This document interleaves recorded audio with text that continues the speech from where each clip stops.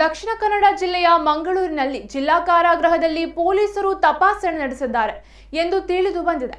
ತಪಾಸಣೆ ವೇಳೆ ಬೀಡಿ, ಸಿಗರೇಟ್, ತಂಬಾಕು ಮಾತ್ರ ಸಿಕ್ಕಿದೆ ಎಂದು ಪೊಲೀಸ್ ಆಯುಕ್ತ ಕುಲದೀಪ್ ಕುಮಾರ್ ಆರ್ ಜೈನ್ ಹೇಳಿಕೆ ನೀಡಿದ್ದಾರೆ.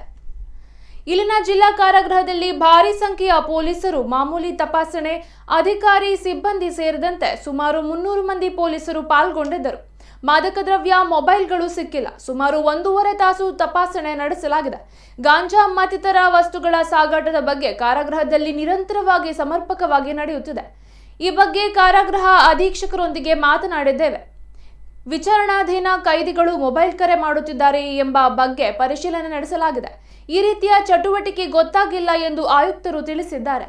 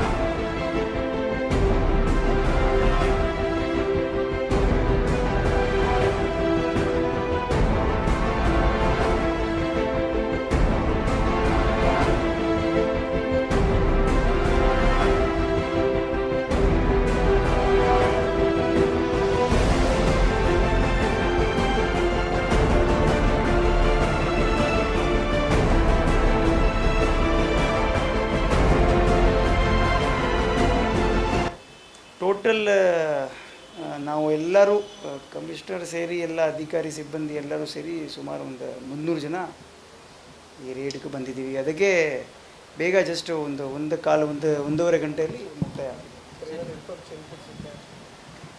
ಇನ್ಫಾರ್ಮೇಷನ್ ಎಲ್ಲ ಇದು ವಾಸ್ ರೂಟೀನ್ ಪ್ಲ್ಯಾನಲ್ಲಿ ರೂಟೀನ್ ಮಾಡ್ಕೊಂಡು ಮಾಡಿದ್ವಿ.